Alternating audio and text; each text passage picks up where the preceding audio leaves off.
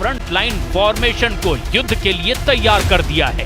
पाकिस्तान का पूरा पूर्वी बॉर्डर यानी भारत पाक सीमा पर है। उत्तर से दक्षिण की तरफ देखें तो पीओके में पाकिस्तान की पहली स्ट्राइक कोर है, फिर रावलपिंडी में 10वीं कोर है जो मंगला कोर के साथ काम करती है।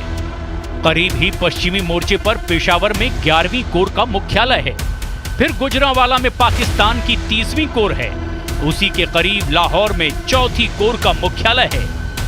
भारत पाकिस्तान बॉर्डर पर और नीचे आएंगे तो मुल्तान में 2री कोर मौजूद है, उसी के करीब बहावलपुर यानी जैश के मुख्यालय वाले शहर में पाकिस्तान की 31वीं कोर है। पश्चिमी मोर्चे पर अफगानिस्तान के करीब क्वेटा में 12वीं कोर रहती है। इसके बाद अरब सागर से लगे कराची शहर में पाकिस्तानी सेना की 5वीं कोर का हेडक्वार्टर है। अब सवाल ये है कि इन तमाम फॉर्मेशन जिनके तहत 50-50 हजार सैनिक तैनात हैं, वो भारत से बचने के लिए क्या करने जा रहे हैं? Pakistan will not be the first one to resort to any escalative move. However, in case of any escalative move by the Indian side, we will respond very strongly.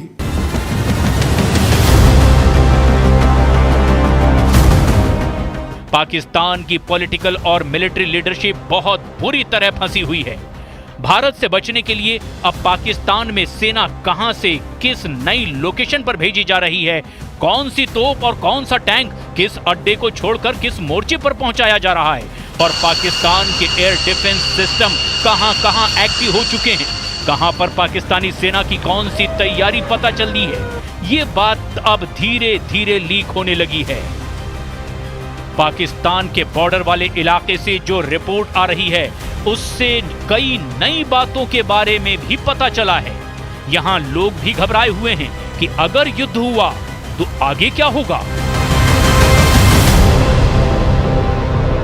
हमारे गांव से तकरीबन ये 300 गज साइड पे जो है ना वो बॉर्डर है, 0 लाइन, और जब भी यहाँ पे फायर होता है ना तो हमारा गांव सबसे पहले मुतासर होता है। ठीक है, और इससे पहले जितने भी फायर हुए हैं तकरीबन काफ़ी सारे हमारे लोग शहीद हुए हैं, उनमें बच्चे भी हैं, बूढ़े भी हैं, फसलें भी जो है ना नुकसान होती हैं। ठीक है, मवेशी भी मरते हैं। ठीक है, तो इसलिए हमारी गवर्नमेंट को चाहिए कि इस मसले का कोई प्रॉपर हल जो है ना निकालना चाहिए उनके साथ बैठ के।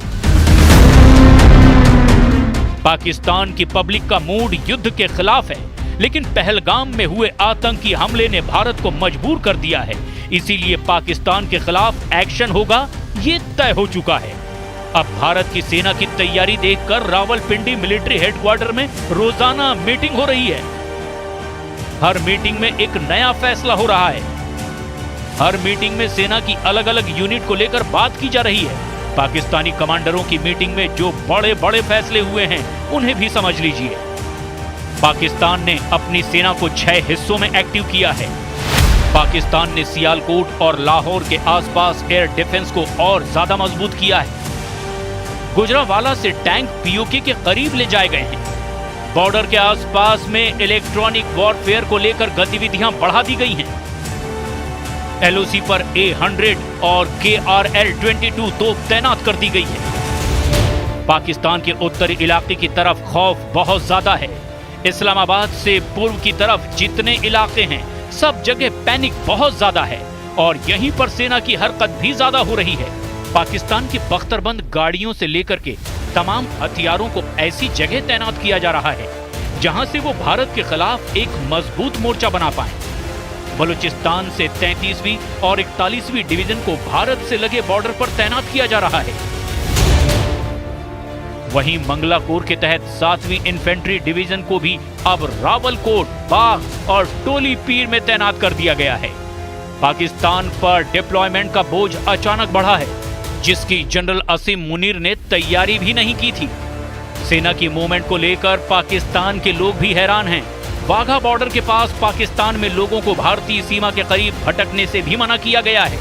यानी जमीन पर जनरल मुनीर के ऑर्डर बहुत तेजी से लागू किए जा रहे हैं। बॉर्डर के करीब रहने वाले किसान अब खेती नहीं कर रहे बल्कि क्रिकेट खेलकर टाइम काट रहे हैं।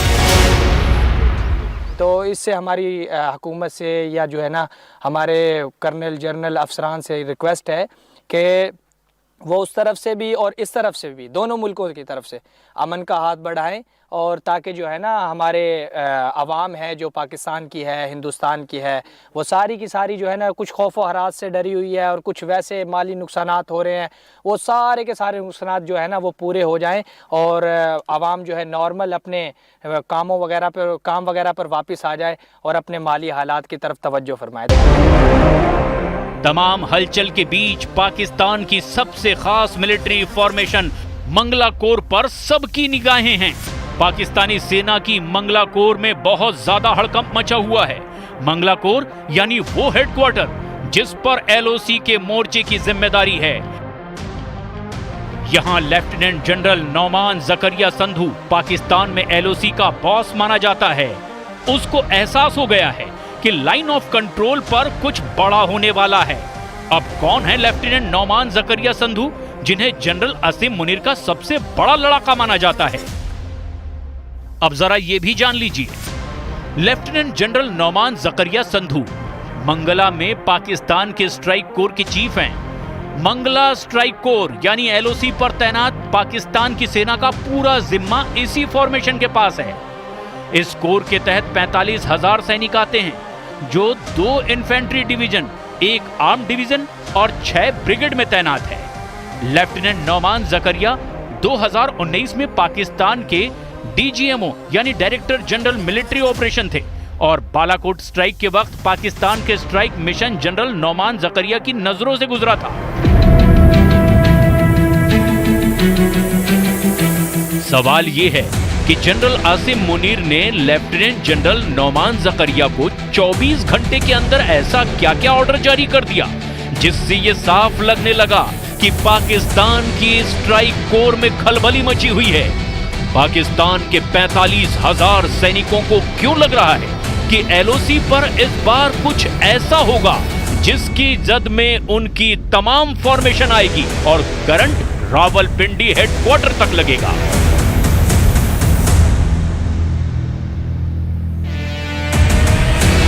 एलओसी पर पाकिस्तान की फौज को कहा गया है कि बंकर में रहकर निगरानी करें, यानी एलओसी पर खतरे का लेवल 10 गुना बढ़ चुका है। ये बात रावलपिंडी हेडक्वार्टर में वायरल हो रही है। एलओसी पर आतंकवादियों के सभी लॉन्चिंग पैड खाली कराए जा रहे हैं, यानी सर्जिकल से लेकर एयर स्ट्राइक तक हर तरह के हमले का खौफ अब पसर चुका है। जनरल नौमान जकरिया की फॉर्मेशन ही है जो एलओसी पर जनरल मुनीर का हर हुक्म लागू करती है। उनकी मंगला स्ट्राइक कोर ही आतंकवादियों की घुसपैठ में सबसे बड़ी भूमिका निभाती आई है, जो पहलगाम जैसे आतंकी हमलों को अंजाम देते हैं, कभी जंगलों में, कभी गांव में, तो कभी पहलगाम जैसी वादियों में और वहां के खूबसूरत बुग्याल में यानी पहाड़ों पर घास के मैदान में।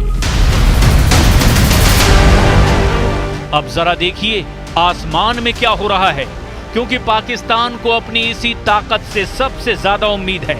पाकिस्तान एयरफोर्स के फ्रंट लाइन जेट भारत के खिलाफ अलग अलग बेस पर तैनात कर दिए गए हैं। इनमें 3 तरह के फाइटर हैं जिससे जनरल आसिम मुनीर की उम्मीदें बंधी हुई है। पहला है अमेरिका से 80 के दशक में खरीदा गया F-16। पाकिस्तान के पास ऐसे 80 जेट हैं। दूसरा है चीन से लिया गया JF-17। पाकिस्तान के पास ऐसे 156 जेट हैं। तीसरा भी चाइनीज है J-10। पाकिस्तान के पास ऐसे 20 जेट हैं।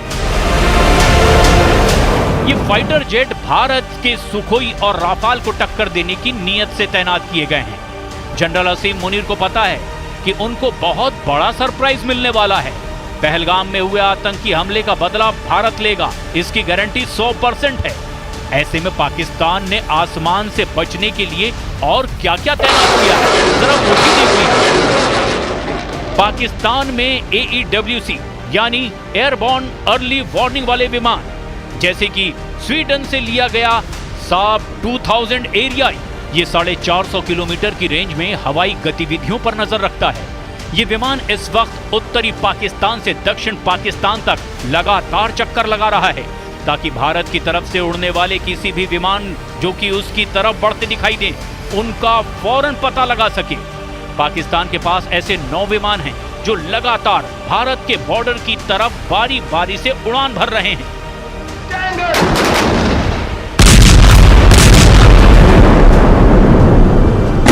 पाकिस्तान को कई आतंकी हमले और पुलवामा टेरर अटैक के बाद जो भी सजा मिली वो उत्तर की तरफ से ही मिली है। इसीलिए पहलगाम में हुए आतंकी हमले के बाद उसका पूरा फोकस उत्तर